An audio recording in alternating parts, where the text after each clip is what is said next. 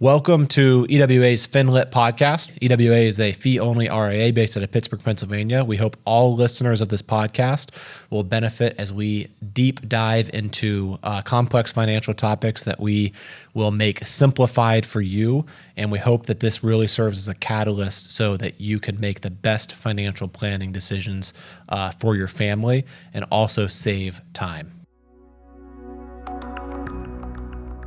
Welcome, everybody. Excited to be joined by Jameson Smith and Jimmy Ruttenberg here. Today we're talking about SLATs, Spousal Life Access Trust. So we believe this is a great tool for some of our higher net worth clients. But Jimmy, I want to hand it over to you. What's the current lay of the land with an estate planning perspective? Why is this so important today more than ever? So the current lay of the land is part of the initial Tax Act in 2017 increased each individual's lifetime exemption to $13 million. We're at 12.9, let's round up to 13. And just for the benefit of everybody, a lifetime exemption just simply means if I have this amount of assets up to 13 million, I can pass that along to my beneficiaries without any estate tax, no tax of any kind. So that's for each individual. So if we're talking about a married couple, under current law, that's $27 million that can pass free of federal estate tax. We believe that given the results of the election, that is going to be maintained at least for the next 4 years. There was talk of that being dropped to $7 million each. And for everybody's reminder, if we went back 20 years, the lifetime exemption was $1 million.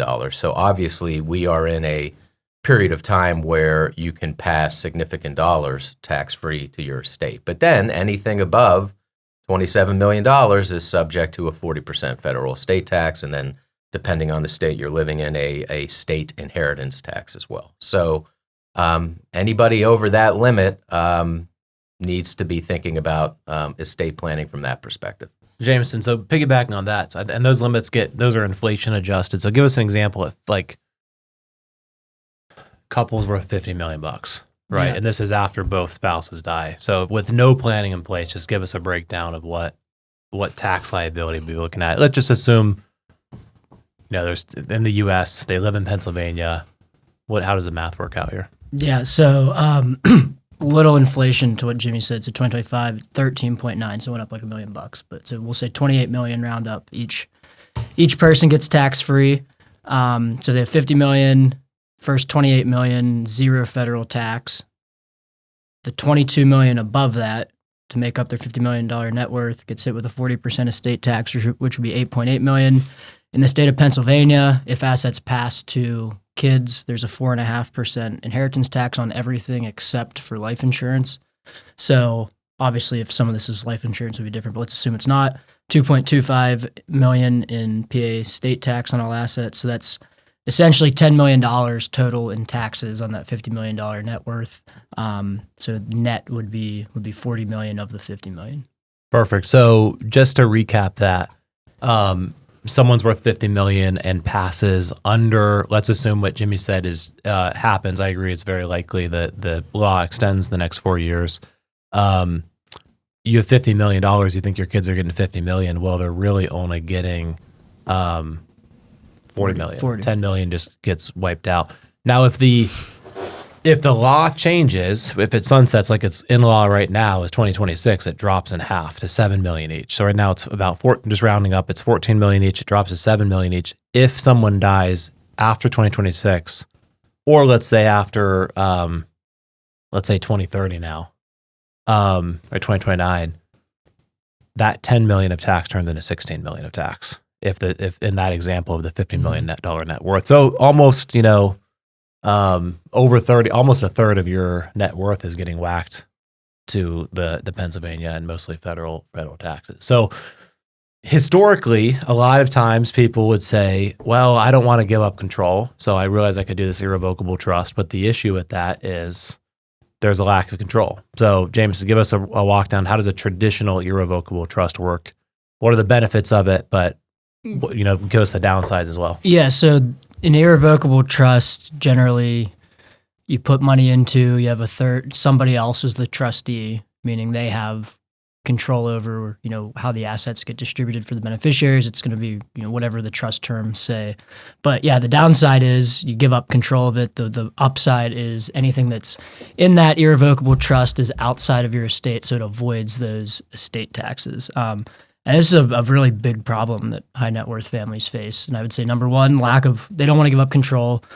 Number two, they're trying to avoid taxes. Number three, who do we choose as the trustee? Who's responsible to actually manage this? Fourth thing, which we don't need to hit on a lot, but in the first example, if those assets are real liquid, if they're real estate or a business, you have to come up with that tax somehow. And if you have all that money sitting in a brokerage account, it's really easy. You just cut a check to pay the taxes. But if it's illiquid, there's a tax problem. And then probably the biggest thing that, aside from any of the financial stuff, is just the family dynamics of who's actually inheriting the money without, number one, letting somebody, whether it's kids or family members, get a bunch of money they didn't work for. That can be bad. Or family dynamics of, an uneven split in beneficiaries. So I'd say that's general lay of the land of what issues arise, but we're going to really hit on, what's a solution for still maintaining control while putting money in your irrevocable trust to get the tax benefits. Yeah. So just as a quick recap, someone's worth $50 million. They do nothing. They die 20, 30 plus, let's say. 16 million is going to taxes. Hot ballpark. They do an irrevocable trust. Let's say they stuff, they keep 14 million in their estate, anticipating those limits will eventually go down. Look, this is talking about a young couple, maybe in their 60s. They slowly gift or they use exemptions. They get a bunch of money out of the estate into a traditionally irrevocable trust. Now they need Uncle Johnny or whoever, a traditionally irrevocable trust. You're not naming a spouse as the trustee. You're naming an outside party. If they need money, now we need someone else's signatures, and it was originally your money. It's no longer your money, essentially. You've gifted it. That's why it's out of your estate. So there's a solution now, and the purpose of this podcast is what's referred to as a SLAT that gives us best of both worlds. It can help us save a tremendous amount of taxes, and it also still allows a couple, now this is for married couples only, to still have access to that money. So Jim, with that said, give us an overview. What is a SLAT? How does it work? So a SLAT, like you said, it's a spousal, lifetime access trust. And essentially it's the same type of irrevocable trust that Jameson just described, meaning it's not includable in your estate. All growth inside this document is not includable in your estate. But the big difference is, instead of naming a third party as a trustee, and I'll use myself as an example, if I create the trust, the person who creates the trust is the grantor. If I create a trust for the benefit of my family, I can now name my spouse as trustee. And by doing that, if I put assets in this document that I don't want includable in my estate, but I might want to have indirect access to, my wife, being the trustee, has the right to take distributions from this document. So the biggest issue when we talk to clients about their estate plan is, number one, okay, what assets are going in here? Number two, you're telling me that I've created all this wealth. I'm potentially in my 40s and 50s. I understand there's an estate tax. That might be 40 years down the road, and you're asking me to give up control of all of these assets. Mm-hmm. That's kind of where sometimes the discussion stops. The SLAT allows for that discussion to continue and for the grantor to recognize, okay, you're telling me I can't have access to it, but my wife can.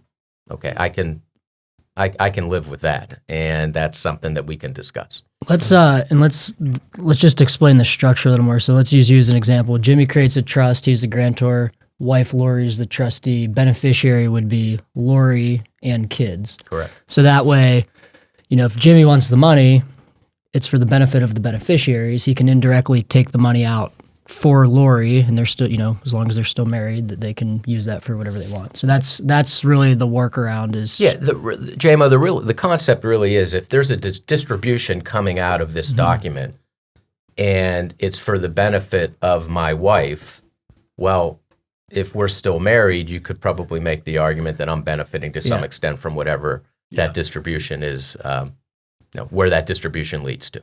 Yeah, absolutely. So, the The only downside we see to the slats, other than there's a one-time setup fee. So if you work with a good attorney, that can be a very reasonable fee. After that, these do require their own tax returns. Very simple, a couple pages reporting what assets you hold. And then really the only downside otherwise would be divorce, because if you don't have a prenuptial agreement and then you get divorced, let's say you set up one slat and Mr. is the grantor, Mrs. is the trustee. Well, if you're now getting divorced, Mrs., whatever is in that trust and she's the trustee, owns that 100%, and then the rest of the assets outside of the slat then get split 50-50. So the workaround this is just making sure you have a slat for both spouses, and then making sure you put equivalent amount of money in each slat. Then that's going to put you in the same place that you otherwise would have been, regardless. Yeah. So, but that's the number one question we get is, are there any downsides? And that would be the downside. So you do want to be thoughtful about, how stable a marriage are you in? Assuming you're in a stable marriage, you never know what the future holds. So still, be thoughtful. Let's set up both slats and let's fund them, with equal investments. Yeah. And speaking about funding, so. I say, can we hit on the reciprocal trust document? Oh yeah, now's the perfect time.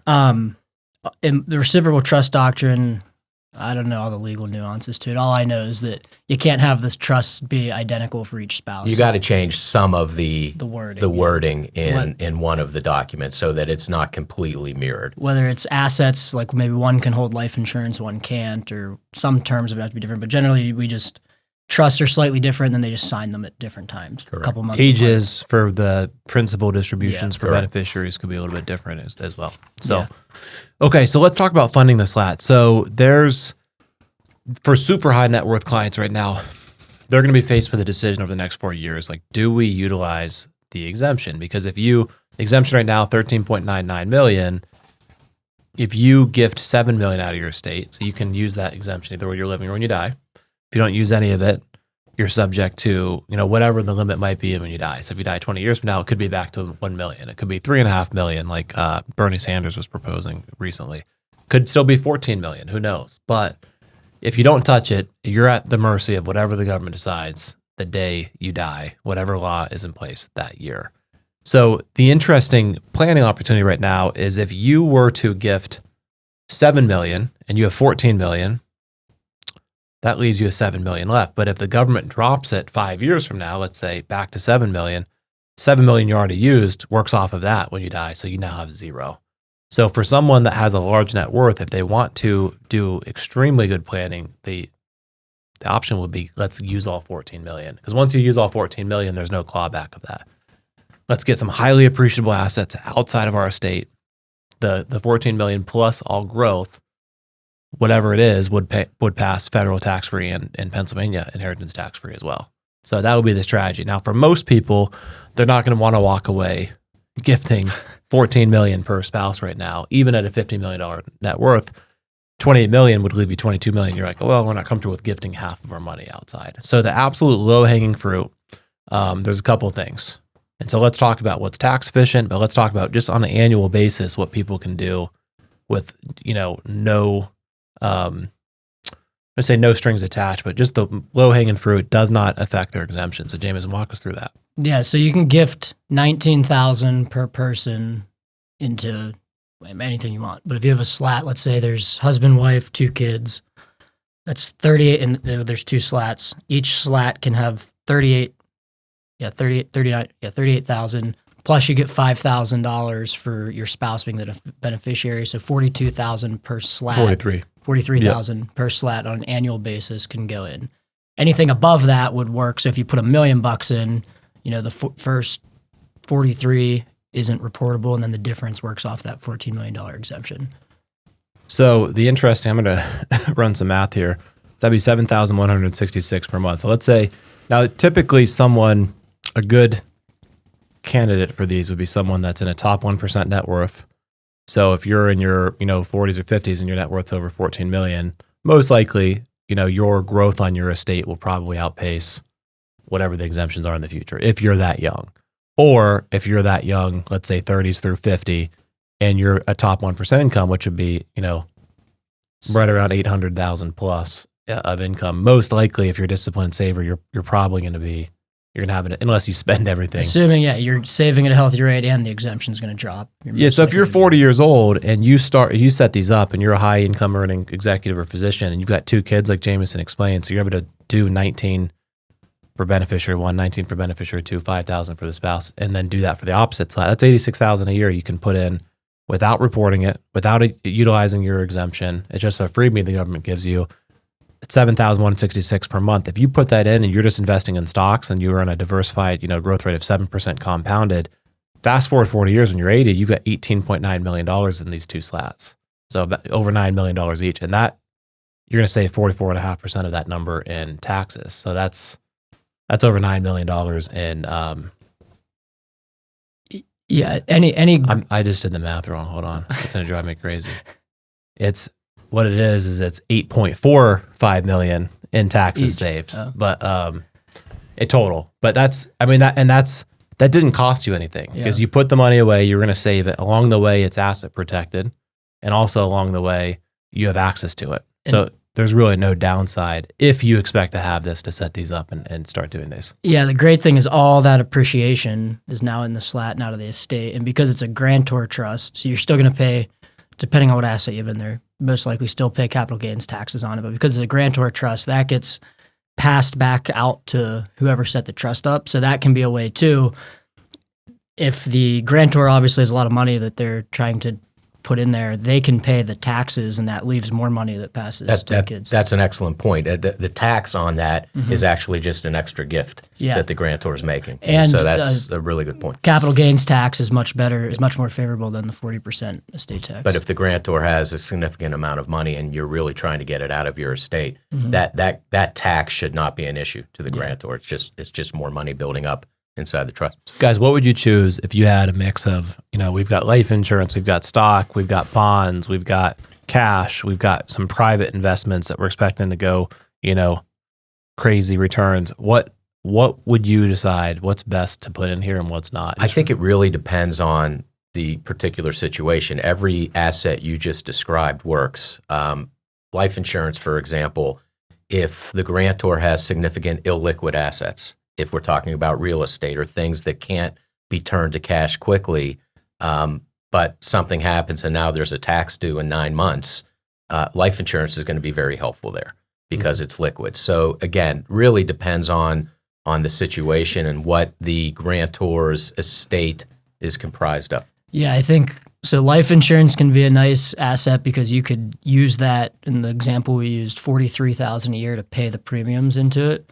And then at death, that death benefit goes tax-free into the slat. So and the 43 leverages a much higher death exactly. benefit. That's what you're trying to do with these documents, leverage. Yeah. So that's one. The private investments can be a good one if you. And why is that? Like, give us an example. You put in $50,000 to some private investments. Now it's going to probably turn into $500,000. Why would we put that in the slat versus keep it in your estate? So this could work the same whether it's a private investment or you've business, yeah. A stock or business ownership. So whatever, let's say in your example, you put 50 in, depending on how many beneficiaries are on that, you may be able to get that 50 of the initial contribution into the slat based on just those gifting exemptions or gifting exclusions each year. So you're getting a $50,000 asset in for free under the freebie gifting. And if that hits for $1 million, same thing as the life insurance. Now that entire $1 million is owned by the slat. So anything that can, that we think is going to be highly appreciative, that's the best asset to put in there because it's the best bang for your buck. You got it in without an exemption, and now you have an exchange. You got, in that example, $1 million is out of your estate versus that would have taken, 12 plus years to get that much money and utilizing the exemption. So those private investments are great if you've done them. And again, if they hit, they're liquid, you can still use them through each other if you're married. So, and then why don't you talk about if you don't have either of those options and you're not doing life insurance, you're just funding into an investment account, what are the best assets to hold in there? Yeah, what we want to avoid at all costs is cash or bonds. And the reason we want to avoid cash or bonds is the tax rate. So the tax rates on these climb up pretty quickly. It's like over 20,000, you're already in the 37% tax bracket. Now, if you're already in the 37% tax bracket and this is a trust that you're paying the tax liability, it doesn't really matter because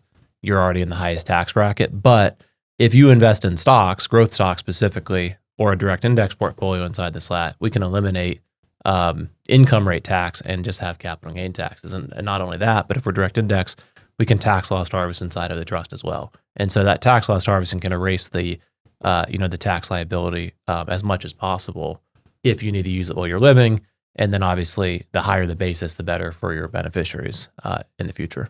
So I think we covered a very big overview. But any questions as far as, or any other comments? Yeah, I think the takeaway for everybody is don't let the ownership of assets be an impediment to doing estate planning. I mean, there are ways in which, and I don't like to use the phrase, you can have your cake and eat it too, but to some extent, spousal lifetime access trusts allow that. So, at least research it and understand that there are outcomes that can be beneficial all the way around.